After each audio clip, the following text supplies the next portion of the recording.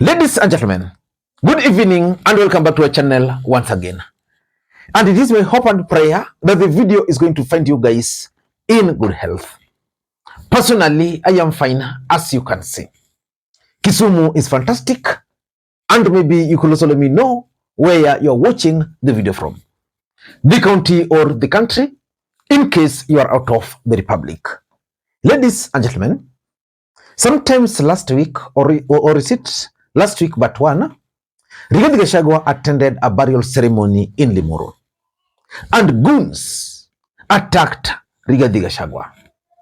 And as a matter of fact, I opined on this particular platform after another incident in Embu, I think it must have been made last month, that there was no way William Ruto and his government were not going to revenge against Rigathi Gachagua. So for me, I always assumed that the attacks by goons on Rigathi Gachagua in Limuru was as a result of that revenge mission.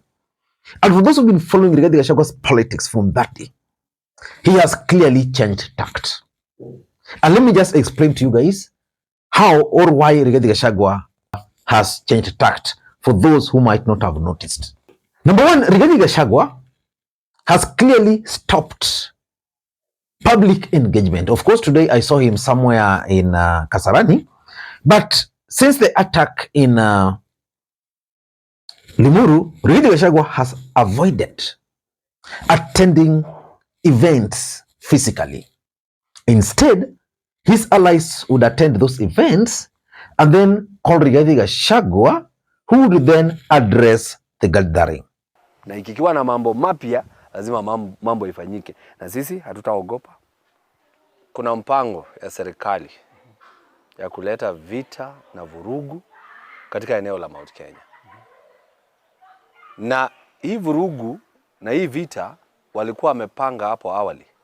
Wakaanza kuleta peace caravans ama mugithi ya waimbaji wakisema tunakuja kuleta peace, tunakuja kuleta dhayo.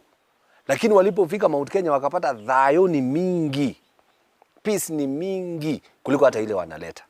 Sasa serikali ikaona hapo tulikosea. Hatungeleta dhayo kwanza ama hatungeleta peace kwanza kabla hatujaleta furugu.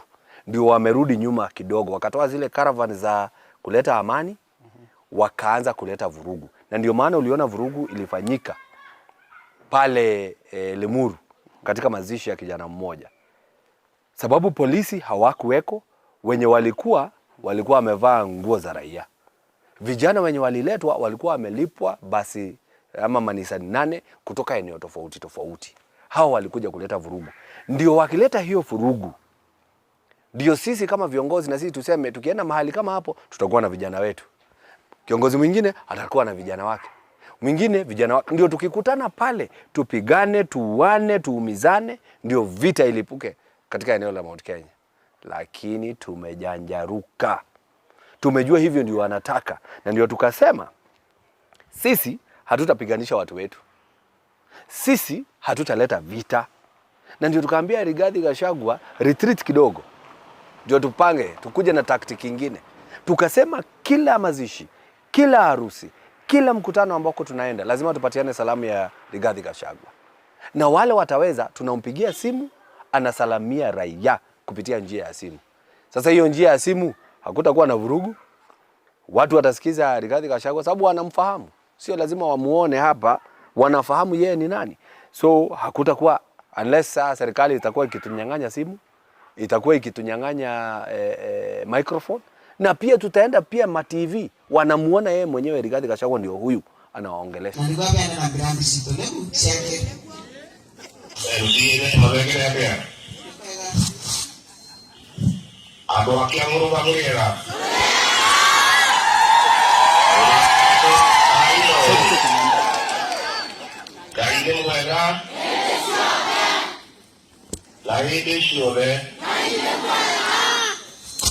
Mwamani ya bosho. Eija ikiare ya ite mwela kore ya mwele. Wenda kwa ya mweke oyu kore ya hedoleli ya kwa ya mashakaya. Kwa na ngoja kukusikiza. Diyo hiyo.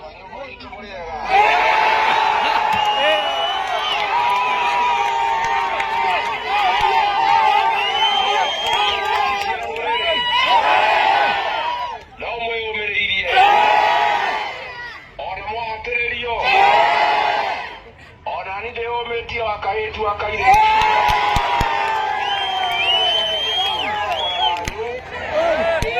yake mwere moyo biara mwenyitie wewe igoro adwanya ikuru muriega adwanyo baitu muriega muri okuo no mwiyumiriirie ona maundu marituha mutikamake Ngai ari ogite-ini. And I remember sharing with one of my friends here that probably Rigathi Gachagua was making a mistake by appearing to be coward. But let us wait and see how that particular strategy is going to work. The second strategy or tactic which Rigathi Gachagua has now changed to, which is going to form the basis of this analysis, is that Rigathi Gachagua has also procured the services of men in black, the dreaded men in black. For those who know politics and for those who've been following the politics of the Republic of Kenya, the main advantage Raila Odinga has is that he has the support of the dreaded men in black. And most of these men in black are always followers. I've always explained to you the differences between followers and supporters. And of course, you can now see the difference. For example, I've always told you that William Ruto, I used to tell you this during the last election, that William Ruto has supporters, but Raila Odinga has followers. The difference between followers and supporters is that supporters are temporary. They just support you maybe for a cause. For example, those who are supporting William Ruto in the mountain are supporting William Ruto because they didn't like the fact that Raila had joined Uhuru Kenyatta's government through the handshake. So Raila has always had those followers who can always put even their life at stake for the sake of Raila Odinga. For those who followed Rigathi Gachagua's today's event, just watch this video closely. What have you noticed in that particular clip? It is clear that Rigathi Gachagua has actually beefed up his security. And from those faces, those are men in black. Clearly. Men in black. So in this video, I want to reveal to you guys why Rigathi Gachagua has decided to procure these services of the men in black. But before we do that, for those who are watching this channel for the first time, please take a second or two. Click the subscribe button so that next time we produce a video like this, YouTube will automatically notify you. And to the subscribers, I want to continue thanking you guys for your continued support. Because without that support, this channel cannot be where it is. Ladies and gentlemen, without any further ado, allow me to dive in. But again, before I dive in, allow me once again to introduce you guys to Bricks Solutions. Bricks Solutions specializes on three main things: CCTV installation, website design, and software solutions.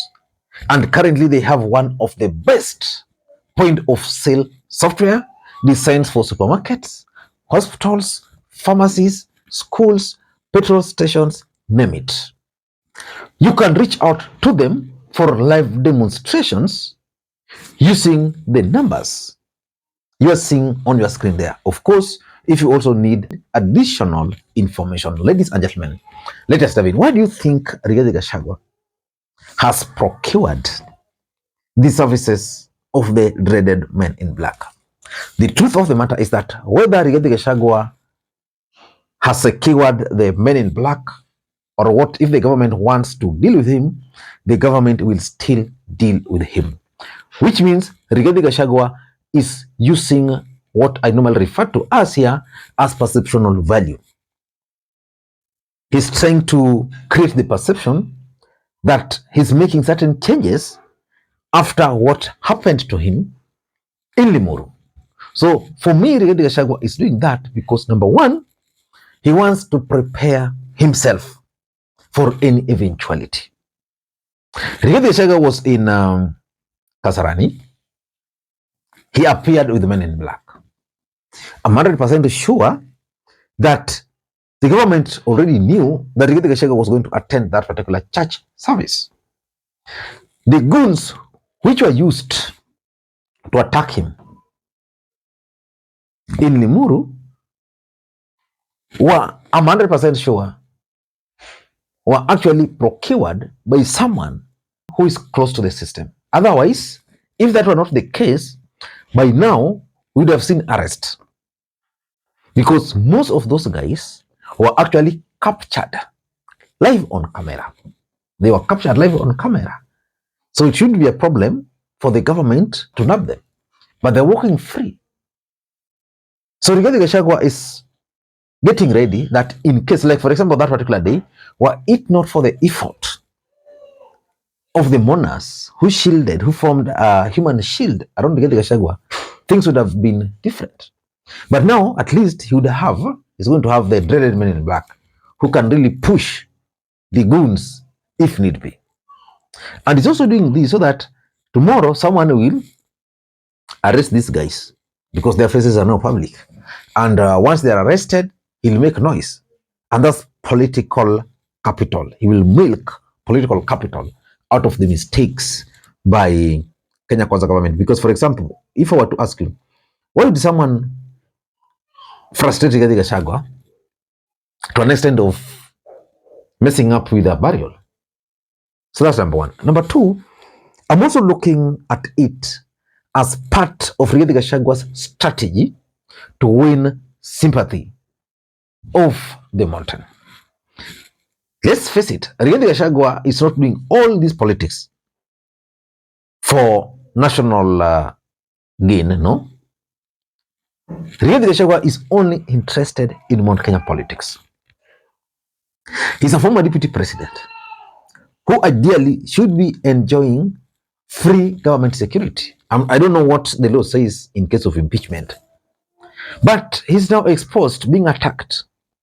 So the reason why he has hired these people is that he wants to show the mountain that his life is in danger, that he's taking personal initiative. Instead of the government securing him, he's taking the personal initiative to secure himself. I can assure you, the women are normally sympathetic, or Kenyans in general are normally sympathetic to people who appear victims, people who appear weak. So Rigathi Gachagua is appearing weak by procuring his own security, and therefore his supporters, his support base, which is the mountain, are going to sympathize with him. Number three, Rigathi is also doing this to expose the brutal or the ruthless side of William Ruto. Because, you know, Rigathi Gachagua fell out with William Ruto. He's been very clear on many occasions. In fact, Rigathi Gachagua was very clear that the attack in Limuru was on his life. And because he was attacked in Limuru and he was appearing out for the first time, he wants to show Kenyans that, you know, if I don't secure myself, these guys might actually come for me. He's exposing the ruthless side, for those who understand politics, of William Ruto. And lastly, I also want to believe, because, you know, Rigathi Gachagua is a student of literature, I also want to believe that Rigathi Gachagua is clearly out to provoke the government. I don't know the intention, but I want to assume he wants to provoke the government, then the government can start attacking him, the government can start arresting the people close around him, the government can start targeting the specific men in black. And by doing that, he's going to achieve what I was talking about, the sympathy. He's also going to expose William Ruto as a ruthless politician, as a ruthless leader. Ladies and gentlemen, let me hear from you.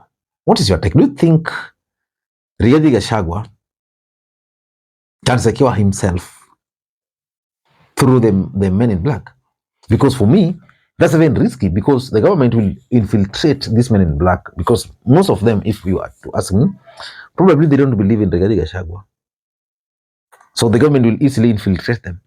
and the government will be able to get information on how Rigathi Gachagua is operating. Ladies and gentlemen, until next time, this is Makwiny. If you enjoyed this video up to this stage, please just know from the bottom of my heart that I really value it. And you know, this year has been amazing.